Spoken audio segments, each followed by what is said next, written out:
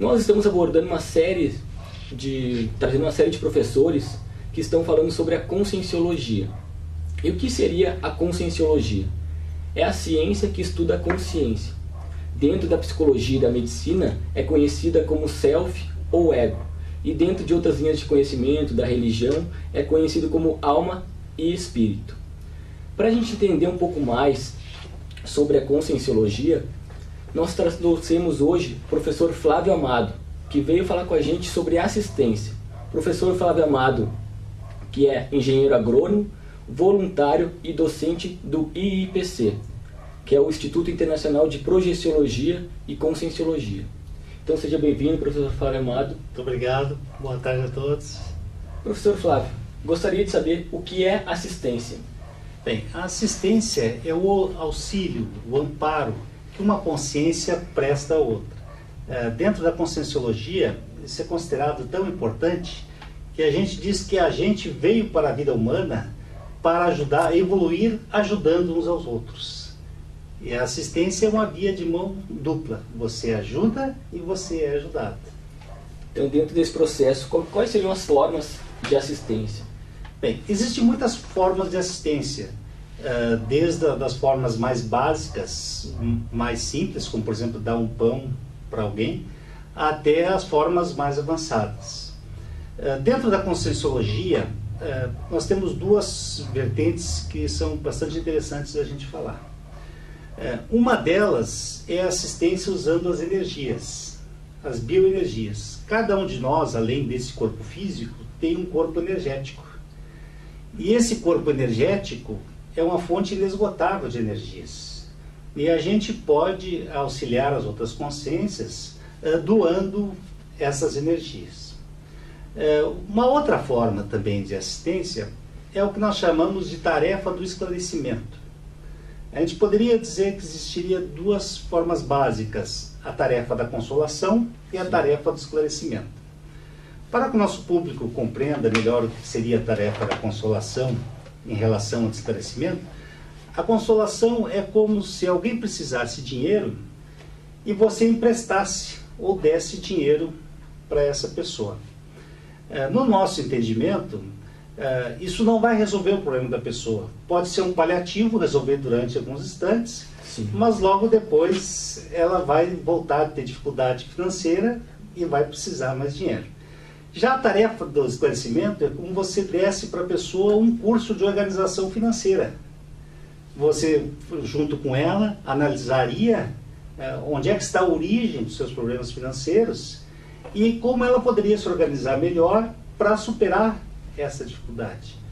Então a tarefa de esclarecimento é realmente você ensinar a pessoa a caminhar sozinha, a ela resolver as suas próprias questões sem gerar nenhuma dependência. Em vez de você dar o peixe, você ensinar a pescar. Exatamente. Seria interessante. Eu queria entender mais esse processo da assistência com as energias. Como é que funcionaria isso aí? Como é que a gente pode assistir uma outra consciência? Seria uma consciência física ou um espírito? Como é que funcionaria assim isso? Bem, como a gente disse, dentro da conscienciologia a gente parte do princípio que a gente tem um conjunto de corpos. Tem o corpo físico, tem o corpo energético, o corpo extrafísico, que a gente chama de psicossoma, e o corpo mental. Do mesmo modo, também existem várias dimensões. Essa dimensão física que nós estamos aqui nos manifestando nesse programa não é a única dimensão que existe. Existem outras dimensões coexistindo com essa ao mesmo tempo. Bem, o corpo físico, junto com o corpo energético, eles são verdadeiras usinas de energias. Quando a gente renasceu, a gente recebeu uma carga enorme de energias. E essas energias a gente pode utilizar tanto para ajudar pessoas que ainda têm corpo físico, por exemplo, exteriorizar as nossas energias à beira de um leito de um doente, em um hospital, ou alguma pessoa que estiver passando mal. Você pode exteriorizar suas energias procurando ajudar essas pessoas, como também exteriorizar as nossas energias para pessoas que não têm mais o corpo físico, que a gente chama de consciências extrafísicas. O pessoal chama provavelmente de espíritos, aquele pessoal que já desativou o corpo físico. Da mesma forma, ao nós doarmos energias saudáveis, energias positivas para essas consciências, elas também melhoram e melhoram muito ao receber esse auxílio energético. Professor Flávio, qual seria a abrangência da nossa assistência? Que grupos nós poderíamos assistir? Bem, o assistente é o que a gente chama de arrimo. Ele é o esteio, né? É o pau da barraca, é o que segura determinado grupo. O assistente, à medida que a consciência vai amadurecendo e tendo um grau maior de discernimento e lucidez, inicialmente ele se torna o arrimo, o apoio da família. Então, quando algum familiar tem problemas, chegam lá e procuram ele para conversar. Quando alguém tem uma questão mais difícil, diz, olha, fala com fulano, que ele resolve, que ele vai ter uma boa opinião para te dar, pode te ter uma dica. Essa assistência, que é nesse nível mais familiar, a gente chama de assistência grupocármica. À medida que você começa a fortalecer seu traço assistencial, você vai ampliando essa assistência e você não se restringe mais à sua família. Você começa a assistir também seus colegas de trabalho, você começa a assistir também seus colegas de escola, de estudo, do seu bairro, da sua cidade. E com o tempo você amplia ainda mais. Você começa a dar palestras, começa a dar cursos, você sai a itinerar pelo seu estado ou pelo seu país, pode sair para outros países para dar palestras e cursos, e palestras essas que ajudam as pessoas, e que ajudam, que amparam e que de certa forma fornecem ferramentas para elas resolverem suas questões. Quando chega a esse nível de abrangência, já de país ou de continente, a gente chama de assistência policármica. Ou seja, o leque abriu e você atende um número cada vez maior de pessoas. Uhum. E sempre começa com a autoassistência, na realidade, que seria a assistência egocármica, né? Então, isso é um fato interessante. A gente faz uma analogia com o processo do avião, né? Se diz que quando cai a máscara ali, né? Primeiro você coloca a máscara em você, de oxigênio, você fica bem, oxigenado, tudo tranquilo, e você depois coloca em todos os outros passageiros do avião.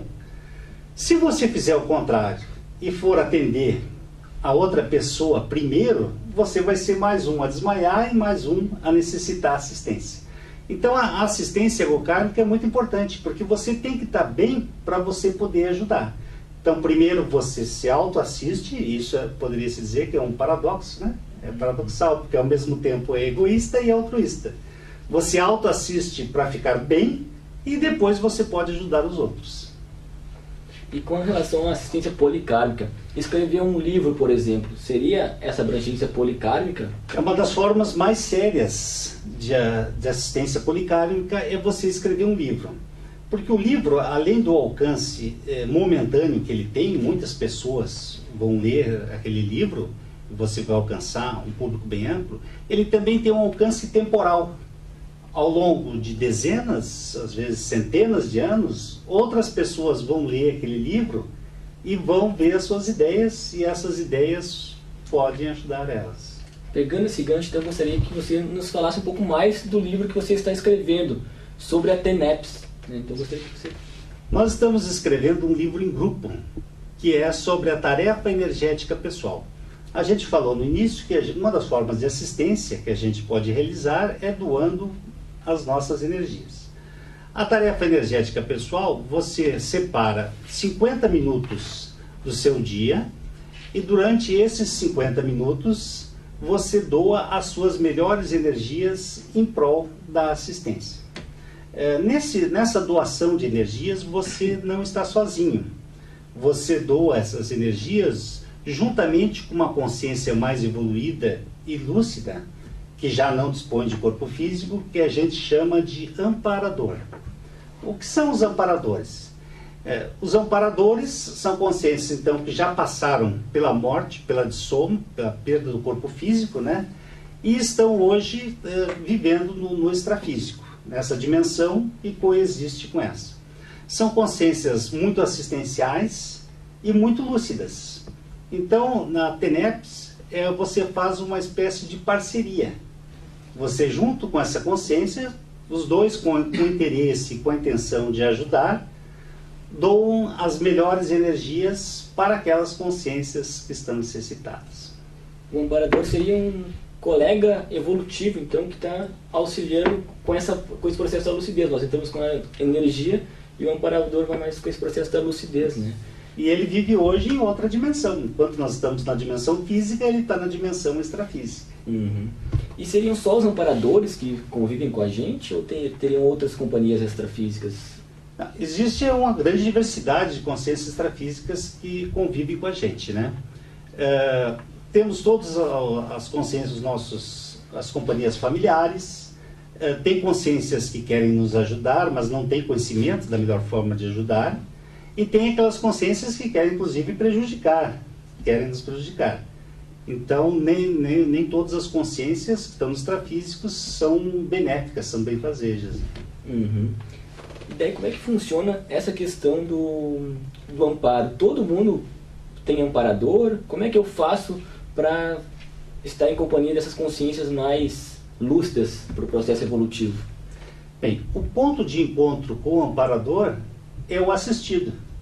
Onde houver uma pessoa necessitada de assistência, e essa assistência for importante, necessária, vai ter um amparador. Então, quando você se predispõe a ajudar, você consegue a companhia de um amparador.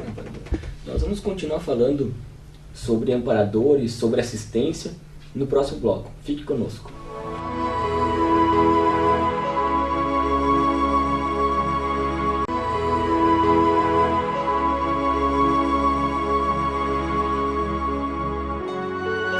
No outro bloco, estamos conversando com o professor Flávio Amado, do IIPC, sobre assistência. E ele estava nos explicando sobre essas companhias extrafísicas que seriam os amparadores. A gente queria entender um pouco mais como é que seria essa assistência juntamente com os amparadores. Bem, o amparador é a consciência que já não dispõe de corpo físico. Como a gente falou no bloco anterior, cada um de nós, quando renasce, é ligado a uma usina de energias, que é o corpo físico e o corpo energético. O amparador ele tem muito discernimento, muita lucidez, mas não tem mais essa energia densa que nós temos quando envergamos o corpo físico. Então junta duas necessidades, o discernimento do amparador e a energia densa da consciência que renasceu, que tem corpo físico. Essa assistência ela pode ser prestada tanto para consciências intrafísicas, a gente conjuntamente doa as energias, como para consciências extrafísicas. Essas energias densas, elas ajudam a sanar patologias as mais diversas, tanto de consciências intrafísicas como extrafísicas. O professor Valdo Vieira propôs o manual da TENEPS. Ele propôs a técnica da TENEPS em 1966, e, posteriormente, juntando as pesquisas e relatos de pessoas que praticavam essa técnica, ele lançou esse manual da TENEPS. A TENEPS, a tarefa então energética pessoal, foi proposta pelo professor Valdo Vieira, esse pesquisador, de uma forma de uma assistência anônima. Você pode fazer sozinho, junto com seu amparador, no quarto da sua casa, e ninguém precisa ficar sabendo dessa assistência.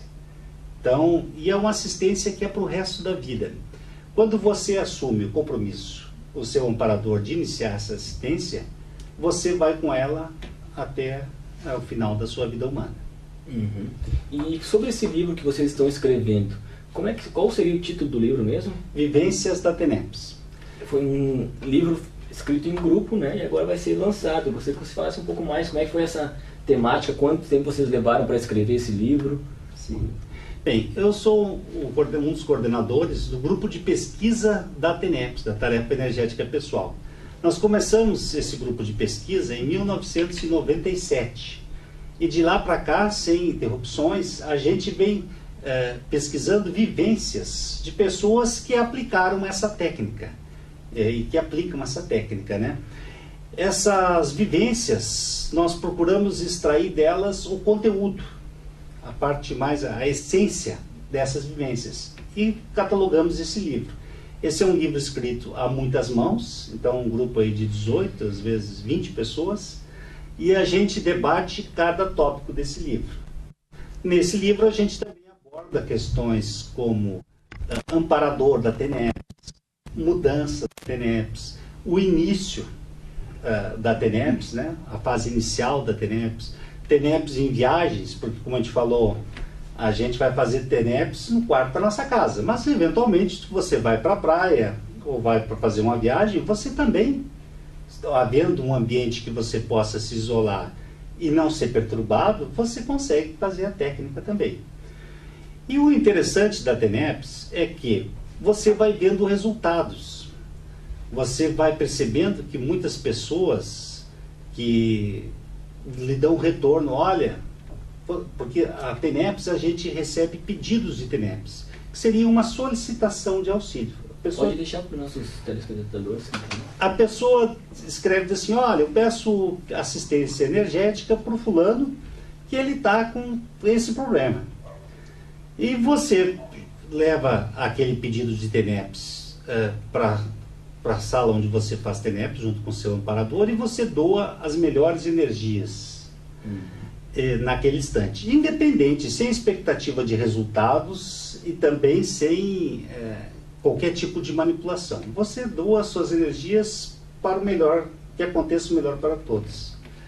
E muitas dessas pessoas acabam melhorando. Então, ao longo dos anos, você vai vendo que realmente a TENEPS funciona. E ela, inclusive, começa a mudar a sua própria vida humana. Porque, como a gente falou ali, você vai crescendo como pessoa, vai se tornando um arrimo, uma pessoa mais equilibrada, com decisões mais ponderadas, e você vai melhorando todo o entorno da sua vida humana ao longo de vários anos de TENEPS. Seria você exteriorizar energia para o escuro, basicamente. Isso. Você se fecha no quarto, no leito ou numa poltrona confortável, e durante 50 minutos, acoplado com seu amparador, você doa as suas melhores energias. Antigamente, o nome arcaico seria passes para o escuro, né? Passes para o escuro. E qual a diferença de eu fazer essa assistência sozinho, para quem eu não sei, para quem eu for assistir, e eu assistir com a pessoa presente, assim, eu ficar, por exemplo, exteriorizando ou jogando minhas energias para a pessoa? O que seria isso aí, assim? Bem, a primeira coisa que acontece é que o amparador é que vai comandar a TENEPS. Essa consciência extrafísica é que vai decidir quem é que vai ser atendido naquele momento e a melhor maneira de ser atendido. Quanto a você doar suas energias para outra pessoa, você também pode doar diretamente, exteriorizando energias para outra pessoa. Mas dentro da Conscienciologia, tem muitas, a gente fala porque a Conscienciologia é tudo alto, é o self-service, né? Você tem técnicas que também você pode ensinar a outra pessoa a ficar bem energeticamente. A técnica básica que a gente ensina é do estado vibracional. Nessa técnica, a pessoa mobiliza pela sua vontade as suas energias e ela se dá um autopasse. Então, ela não precisa receber a doação de um intermediário. Ela tem que ficar bem energeticamente por ela. Por ela mesma. E aí entra essa diferença que a gente falou da tarefa do esclarecimento para a tarefa da consolação. Porque na medida que você ensina para a pessoa a ela fazer a mobilização das suas energias, ela cria independência. Ela consegue resolver essas questões. Você passa ferramentas para a pessoa trabalhar por ela e pesquisar por ela, enfim, trabalhar as energias. Então, uma coisa, essa questão da sensibilidade, da mediunidade, parapsiquismo, qual seria a importância da gente desenvolver o parapsiquismo para ter uma maior clareza sobre essas companhias extrafísicas, né? Sim. Bem, o parapsiquismo, na realidade, é comunicação. Assim como a consciência intrafísica tem os seus sentidos, que é a visão, a audição, seus sentidos mais ligados ao corpo físico, o sensitivo tem os seus parasentidos, que são ligados mais ao corpo energético e ao próprio psicossoma, que são a clarividência, a clareaudiência. Eles são muito importantes porque o parapsiquismo é uma forma de se comunicar. Como você está trabalhando em parceria com uma consciência extrafísica, é importante que você receba dicas desta consciência extrafísica. Uma das formas que a gente preconiza de comunicação, e que seria uma das mais importantes, é a sinalética energética pessoal. O que seria isso? Todos nós, cada um de nós, tem um campo de energias. Esse campo de energias, quando chega uma energia externa e entra em contato com esse campo, provoca uma reverberação. Como uma pedrinha que a gente joga na água e vai dando as ondas, né? Essa energia encosta aqui e vai reverberando até dar uma repercussão física, no corpo físico. É um sinal que você percebe. E esse sinal pode ser os mais variados. Um sinal muito comum, por exemplo, é um zumbido no ouvido. A pessoa traz e pum, dispara aquele sinal no ouvido. A pessoa, como tem senso de pesquisador, ela anota. Estava conversando com fulano, antes eu estava numa fila de banco, apareceu fulano, conversei com ele e imediatamente deu esse sinal. Depois daquilo, uma situação que estava complicada se resolveu. Então você anota o contexto em que surgiu aquele sinal. Depois de várias repetições, você começa a ter confiança dos sinais que indicam a presença de consciências e de energias positivas e de sinais que indicam a presença e de energias negativas. E com o tempo você tem extrema confiança naquilo ali. É uma forma de comunicação direta com o seu amparador, porque você reconhece o sinal específico dele, depois dele bem decodificado. E você, por exemplo, está, como a gente falou, numa fila de banco e daqui a um pouco você percebe, opa, chegou o amparador. Olha, se chegou o amparador, há alguma assistência que se faz necessário naquele momento. Você muda o seu nível de atenção. A partir daquele instante, você fica muito atento para as possibilidades de assistência. E como é que você vai assistir? Das mais diversas formas. Mas o principal é você estar pronto para usar as suas bioenergias, as suas energias, ou seja, você exteriorizar as suas energias. Que interessante. Então, com relação a essa questão da sensibilidade, do parapsiquismo, é um mito dizer que é só para pessoas especiais, qualquer um pode desenvolver esse processo de parapsiquismo, professor Flávio? Sim, é um mito a ideia de que a pessoa nasce com parapsiquismo. Cada um de nós é um trabalho de aprendizado. Mas daí diz assim, mas o fulano desde 4 ou 5 anos de idade já via espíritos, já escutava. Como é que o outro trabalhou 30, 40 anos e não consegue esse desempenho? Se nós pensarmos que existem múltiplas vidas, a gente vai pensar assim, havia uma pedra, um homem deu uma pedra que quebra quando se dá 20 marteladas nela. Um homem deu 19 marteladas numa vida, quando dá mais uma na outra, deu as 20 a pedra se esfacela, né? O outro que vem dando já 15, 18 nessa vida humana acha que a pessoa teve um dom, mas não é um dom. Ela já trabalhou o processo de parapsiquismo em outras vidas humanas pretéritas. E os nossos telespectadores podem desenvolver o parapsiquismo também por eles? Pode desenvolver e usando técnicas, a Conscienciologia propõe técnicas para o seu desenvolvimento parapsíquico. Então, ele vai depender do seu esforço pessoal e principalmente a chave para o parapsiquismo é o domínio das bioenergias, essas energias que cada um de nós tem. E as energias são muito pessoais, a percepção da energia. Por isso que ela tem que ser, esse desenvolvimento tem que ser integralmente vivencial. A mesma energia para uma pessoa pode dar uma sensação de frio e para outra dar uma sensação de calor. Por isso você não pode ir na conversa de outros. Você tem que sentir as suas energias e sentir as reações que as energias provocam em você. Então não é para acreditar em nada. Não, isso que a gente diz. Tem as suas próprias experiências, né? Nem mesmo que a gente informa ou que eu estou falando, você deve acreditar sem fazer as suas próprias experiências. Então, principalmente com as energias, você tem que testar. Você tem que... Porque as energias, elas são uma segunda realidade de cada um de nós. Então, todos nós conseguimos sentir as energias. Alguns com mais dificuldade, que a gente chama de casca grossa, né? Mas aos poucos que a pessoa vai trabalhando as suas energias, ela vai ficando mais sensível. e vai percebendo mais. Mas é importante assim a pessoa não acreditar e fazer as suas experiências usando as energias. Muito legal.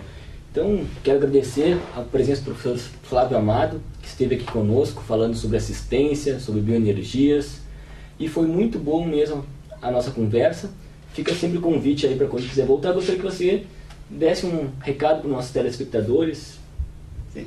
Bem, eu agradeço a oportunidade de estar aqui com vocês. Nós temos palestras públicas na São Manuel 189, 59? 189. 189, isso. E, nas sextas-feiras que vocês podem participar. Mas eu diria assim, a cada dia é onde pode dar um passo a mais no domínio das nossas energias. Então vamos aproveitar para avançar nesse domínio das energias. Eu queria agradecer a sua audiência.